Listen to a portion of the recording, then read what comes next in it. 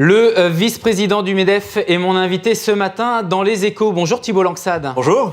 Le MEDEF organise une élection pour désigner un nouveau président, le mandat de Pierre Gattaz se terminant en juillet. Lorsque l'on parle du MEDEF, on dit souvent que c'est le patronat.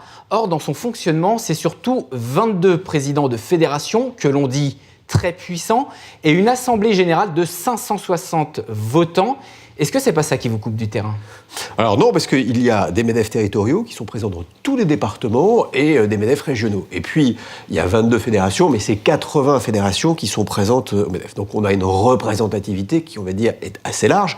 Après, il est vrai qu'il y a peut-être quelque chose qu'il faut retravailler, c'est la proximité avec l'adhérent final, parce que vous n'êtes pas adhérent au MEDEF de façon directe, vous êtes adhérent au MEDEF de façon indirecte via une fédération professionnelle ou un MEDEF territorial. 124 000 entreprises adhérentes exactement. Pour 22 présidents de fédérations. Non, 80 mais après, vous avez la possibilité d'être un peu plus large que ça, puisque quand vous prenez des accords, vous l'étendez à un certain nombre d'entreprises. Et peut-être que dans l'élection, il faudra à un moment imaginer, c'est ce que j'avais proposé lors de l'élection présidente auquel je m'étais présenté, eh bien, d'introduire une petite dose de représentativité où le chef d'entreprise qui est adhérent, indirect, puisse à un moment s'exprimer lors de cette campagne. Pour le moment, ce n'est pas le cas. Ce ne sera pas le cas lors de cette campagne-là, parce que les choses sont ainsi faites maintenant. Mais peut-être que dans l'avenir, il faudra imaginer que l'adhérent de base puisse à un moment, lors d'une élection, s'exprimer. Il y a pas mal, effectivement, de reproches régulièrement adressés au MEDEF sur cette question de la représentativité. Avec cette mesure que vous souhaitez introduire, vous êtes vice-président du MEDEF, vous avez sûrement des discussions avec les candidats actuellement en lice. Est-ce que c'est une notion qu'ils sont prêts à intégrer pour les prochaines années ? D'abord, il faut voir qui y aura comme candidat et quels sont les programmes. Mais je pense que cette question-là va devenir une question, à mon avis, centrale. Faire en sorte qu'il y ait plus de représentativité, que l'adhérent, qu'il soit une grande, petite ou moyenne entreprise, lors d'une échéance comme l'élection du président du MEDEF, puisse s'exprimer. Je pense qu'ils seront tous attentifs, en tout cas, à ce point-là. Depuis la mise à l'écart de la candidature de Jean-Dominique Sénard, le patron de Michelin, il reste 3 candidats, ou en tout cas candidats déclarés pour l'instant.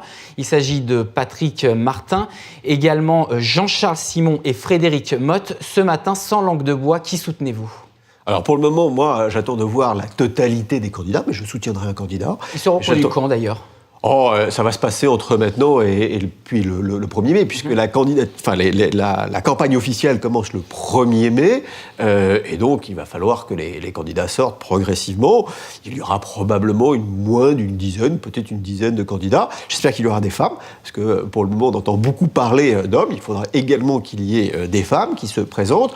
Et donc pour le moment, il est encore un peu tôt de choisir un candidat. Il faut regarder ce qu'il exprime, quel est son contenu et quelle est la vision qu'il a pour le patronat. On parle beaucoup notamment de la candidature potentielle de Geoffroy Roux de Bézieux que nous avons reçu quelques mois. Aujourd'hui, est-ce que vous avez des informations sur sa volonté ou non de briguer la présidence du MEDEF ? Je crois qu'il a la volonté de le faire. Je ne sais pas quand est-ce qu'il va s'exprimer.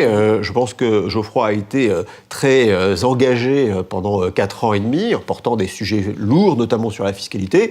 Et on verra quand est-ce qu'il annonce sa candidature. Cette élection pose également la question du futur rôle du président du MEDEF. Je m'explique.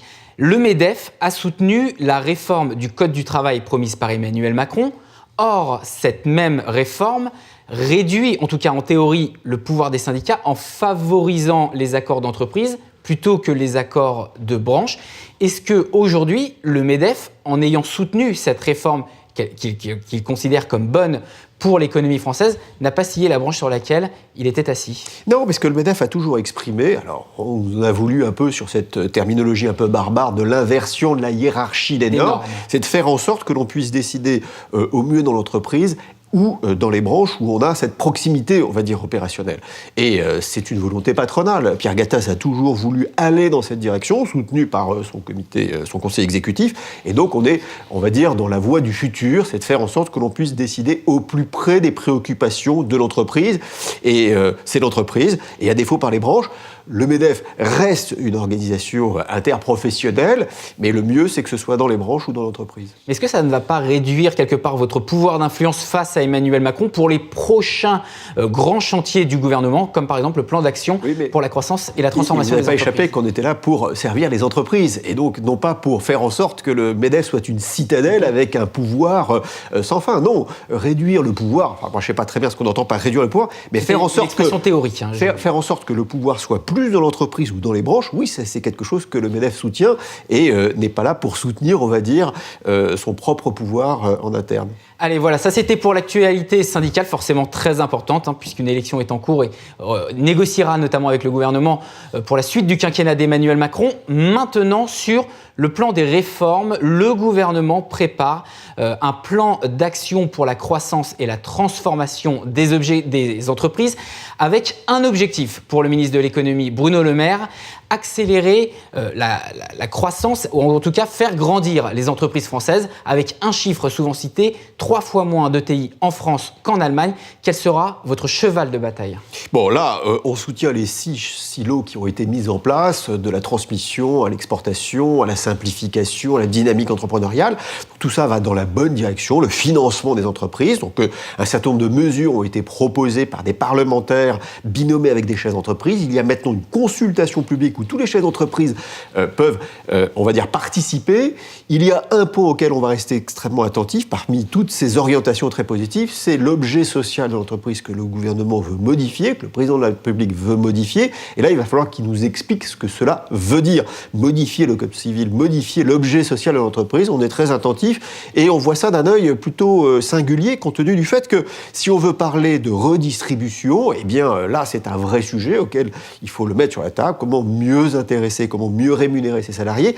Mais l'objet social de l'entreprise, il faut qu'on nous explique quel est le manque. Il y a aujourd'hui des entreprises coopératives, il y a des entreprises, on va dire des SAS, des SARL, et de nous expliquer à quoi ça correspond très exactement, il faut qu'il le précise. Juste pour expliquer pour nos lecteurs, c'est qu'actuellement, l'objet social des entreprises, c'est notamment le profit, au final, la rentabilité de l'entreprise. Vous voulez que ça reste comme ça, alors qu'on pourrait prendre, par exemple, en compte des facteurs sociaux, des facteurs environnementaux.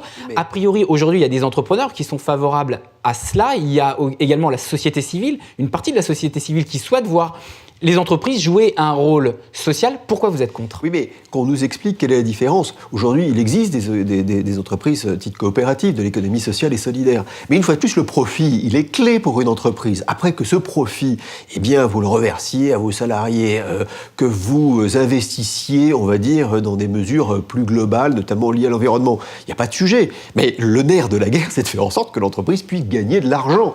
Après, elle le redistribue comme elle l'entend. Et donc, vous avez déjà des statuts aujourd'hui qui vous permet de pouvoir intégrer une dimension beaucoup plus sociale, sociétale, si vous le souhaitez. Quel est le manque? Il faut que le gouvernement nous l'explique. Mais mettre sur la table le sujet de l'intéressement, de la participation, bien évidemment, il n'y a pas de sujet tabou. Comment on fait la redistribution? Il n'y a pas de sujet tabou.